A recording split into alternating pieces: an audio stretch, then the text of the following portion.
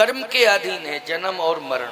आप कहते हो कि मैं मरण को तो नहीं रोक सकता हूं, लेकिन जन्म को तो रोक ही सकता हूं। ये बहुत बड़ा अपराध है, भ्रूण हत्या जिसको कहते हैं। बोलो भाई, ये कितना बड़ा जघन्य अपराध है,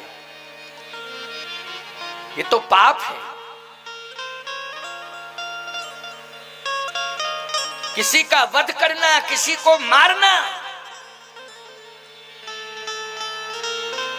आपने विधाता को चैलेंज दिया है, ब्रह्मा को चैलेंज दिया है आपने। जगत की अदालत में आपको माफ कर दिया जाएगा, क्योंकि शायद आप पद के प्रभाव से, धन के प्रभाव से अपने पक्ष में डिसीजन, निर्णय ले सकते हैं। बहुत गलत निर्णय हो जाते हैं, लेकिन मैं सत्य कह रहा हूं आपसे, भगवान की अदालत में आपको माफ नहीं किया जाएगा, आपको सजा मिलेगी मिलेगी, आपको सजा मिलेगी, भुगतना पड़ेगा आपको जो आपने किया है। इसलिए कभी भी हमें ऐसा कार्य नहीं करना चाहिए जो धर्म विरुद्ध हो। ये धर्म विरोधी है कि आपने एक गर्भ में पलने वाले जीव को दुनिया में नहीं रहने दिया, इसलिए कि हमारे ऊपर कर्ज आ जाएगा, हम कर्जदार हो जाएंगे। बोलो, यही सोच रही कि नहीं रही? मैं कर्जदार हो जाऊंगा, कर्ज कैसे चुकाऊंगा?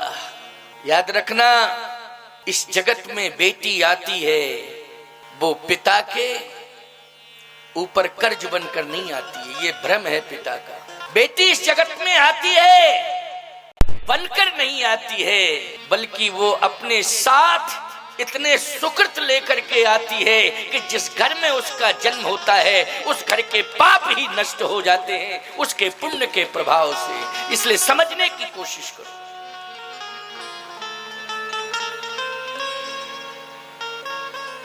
विधि का विधान है, स्वयं उस विधान को पूरा करने में ब्रह्मा की अहम भूमिका रहेगी। बोलो, रहेगी कि नहीं रहेगी? चिंता करने की कोई जरूरत नहीं। तो कैकेयी जी ने कहा कि महाराज ये आपका भ्रम है, आप कहते मैं मर जाऊंगा, तो उस मरण में मुझे कलंक लगेगा, लगेगा कलंक, ये मैं जानती हूं, क्योंकि आप मरण में माध्यम मुझे बना रहे हैं कि मैं तेरे कारण मर रहा हूं। लेकिन विधाता इस बात को जानता है कि आप किस कारण से मर रहे हैं। क्यों भाई? विधाता जानता है कि आप किस कारण से मर रहे हैं या मरेंगे, और आपको स्वयं ये बयान देकर जाना पड़ेगा, यदि आप सत्यवादी हैं, कि आपके मरने में किसका हाथ है, आपको बयान देना पड़ेगा। अभी आप संतुलन खो गए हैं, आपका संतुलन खोया हुआ है।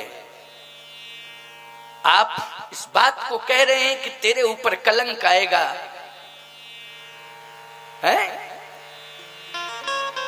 ठीक है, आप कह रहे हैं, लेकिन आपको मरने के पहले स्पष्टीकरण देना पड़ेगा कि मैं किस कारण मर रहा हूं। अभी आप कह रहे हैं क्योंकि आपका संतुलन भी बिगड़ा हुआ है, इसलिए।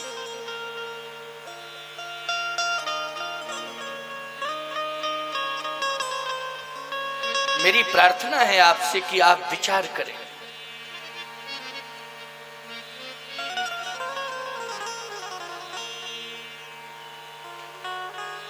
दशरथ जी ने कहा कि कैकेयी, तू अपने विचारों में परिवर्तन नहीं करेगी? कैकेयी जी ने कहा नहीं, जो कह दिया वो कह दिया है। दशरथ जी ने कहा तो तुझसे बात करना व्यर्थ है, भगवान से ही प्रार्थना करनी चाहिए। भगवान कौन है? भगवान तो बेटा बन गया, लेकिन नहीं भैया, भगवान जिसे अपना भगवान मानते हैं, राम जी किसको अपना इष्ट मानते हैं? भगवान शंकर को। बोलो, मानते हैं कि नहीं मानते? इसलिए महाराज श्री दशरथ ने प्रार्थना की, सुमिर महेश कहान होरी, सुमिर महेश कहान होरी, बिनती सुनो सदा शिव मोरी, बिनती सुनो सदा शिव मोरी, बिनती सुनो सदा शिव मोरी, बिनती सुनो सदा शिव मोरी, सुमिर महेश कहान होरी, सुमिर महेश कहान होरी, बिनती सुनो सदा शिव मोरी, बिनती सुनो सदा शिव मोरी, बिनती सुनो सदा शिव मोरी। भगवान शंकर से प्रार्थना की कि आप मेरे संकट को दूर करें, मेरी प्रार्थना आपसे। अब मैं अपनी व्यथा किसी को नहीं सुनाऊंगा, केवल आपको सुना रहा हूं, आप मेरे ऊपर कृपा करें। अब ईमानदारी के साथ बताओ, भगवान शंकर ही एक ऐसे देवता हैं, महादेव हैं, देवादिदेव महादेव, कि जिनके नाम से और जिनके जप से, जिनके नाम के जप से मृत्यु दूर हो जाती है। क्यों भाई मृत्यु दूर होती है?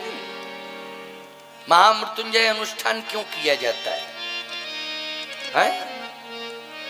मृत्यु योग जब बनता है तो उससे दूर होने के लिए, उस संकट से मुक्त होने के लिए महामृत्युंजय का अनुष्ठान होता है। यहां भगवान शंकर को, क्योंकि आज महाराज दशरथ के ऊपर संकट, बहुत बड़ा संकट। कितना बड़ा संकट है? बोले प्राण जाने वाला संकट, प्राण निकलने ही वाले हैं। तो प्राण निकलने वाले हैं तो प्राण बचाने वाले भगवान शंकर हैं। तो दशरथ जी ने सोचा कि भगवान शंकर को ही बुला लिया जाए। अच्छा बताओ भैया, जब भगवान शंकर सामने आ जाएंगे तो केकई की हिम्मत है कि प्राण ले ले? अच्छा केकई की बात छोड़ो, जमराज की हिम्मत है? भगवान शंकर के आगे हिम्मत कहां पड़ेगी? इसलिए डायरेक्ट स्मरण किया, सीधा प्रार्थना कर रहे हैं। और ये सत्य है कि भगवान शंकर प्रकट हो गए, प्रकट हो गए। अरे साधारण से साधारण जब प्रार्थना करता है तो कितने प्रमाण हैं कि भगवान शंकर प्रकट होकर वरदान दिए। बहुत कथाएं आपने सुनी होंगी कि एक भक्त ने भगवान शंकर का अभिषेक किया और कई वर्षों तक वो अभिषेक करता रहा।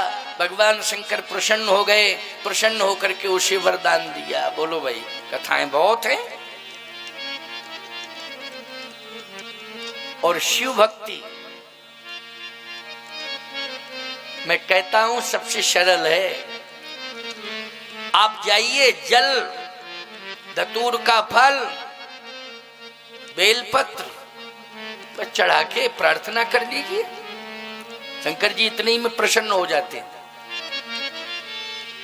एक व्यक्ति ने तो भगवान शंकर को इतनी जल्दी प्रसन्न कर लिया क्योंकि परेशान था,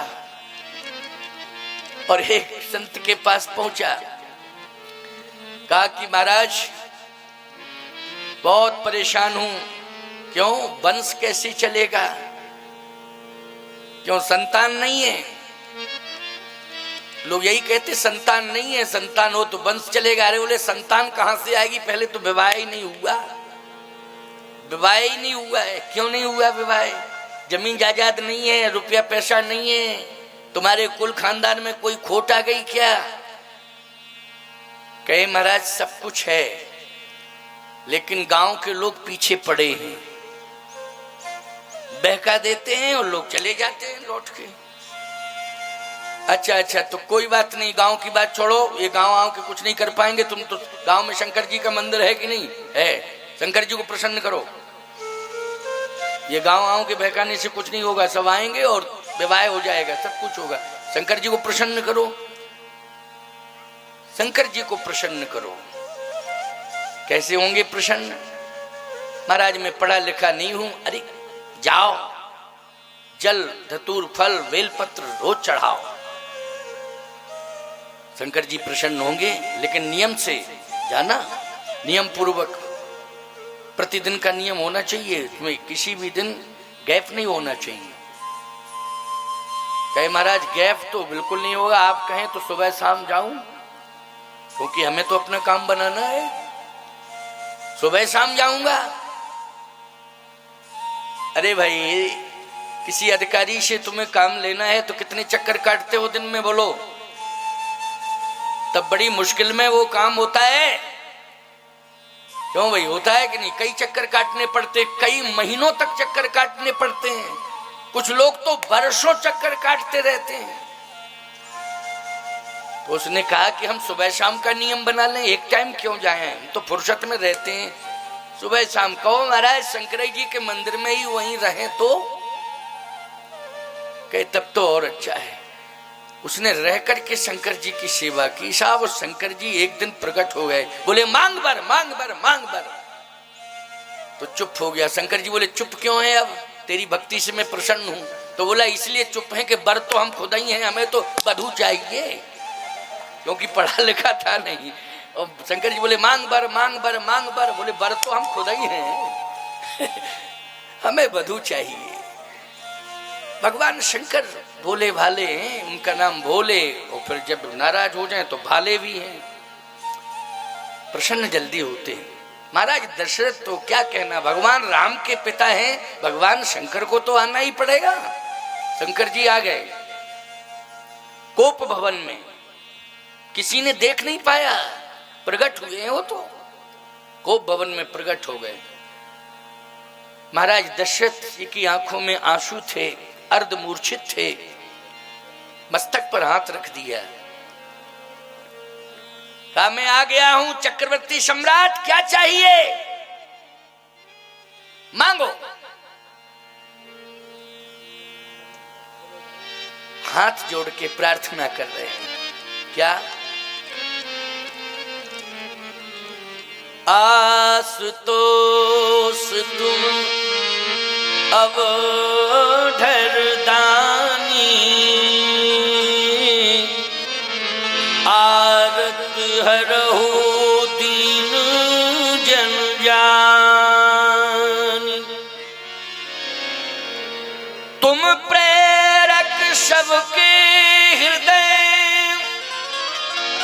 सोमति राम ही दे। बचन मोर तजी रही ग्रही, परिहर सील शनि। मेरी प्रार्थना है कि राम आज्ञाकारी है, राम आज मेरी बात न माने, अवज्ञा कर दे। मैं आपसे यही मांग रहा हूं। आज्ञाकारी है, वो अयोध्या छोड़ के वन चल देगा, और मैं भले ही मौन हो जाऊं, लेकिन कई बार बार कहेगी राम तुम्हें वन जाना पड़ेगा, राम तुम्हें वन जाना पड़ेगा। तो मातृ पितृ भक्त है वो रुकेगा नहीं, वो जाएगा। मुझे बहुत कष्ट होगा। महाराज आज वो माता पिता दोनों की अवज्ञा कर दी। ये संभव है क्या? बोलो भाई। लेकिन पिता प्रार्थना कर रहा है, भगवान से प्रार्थना कर रहा है। बोलो भाई, है? आजकल के पिता प्रार्थना भगवान से यही करते हैं कि मेरा बेटा बात नहीं मानता है, जिंदगी में एक ही बार मान ले, बस इतनी कृपा कर दो। लेकिन भगवान शंकर से प्रार्थना कर रहे दशरथ जी कि जीवन में एक बार मेरा बेटा राम मेरी बात न माने। बचन मोर तज रहि ग्रहि परिहरशील शनि।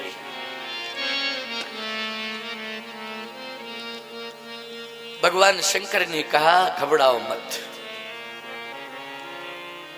आप जो चाह रहे हैं वो वही होगा। बहुत बड़ी बात हो गई।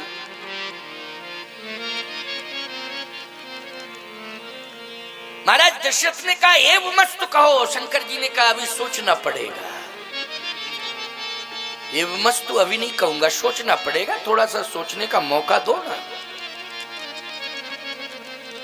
सोचने का मौका क्यों लिया शंकर जी ने? देखो भाई,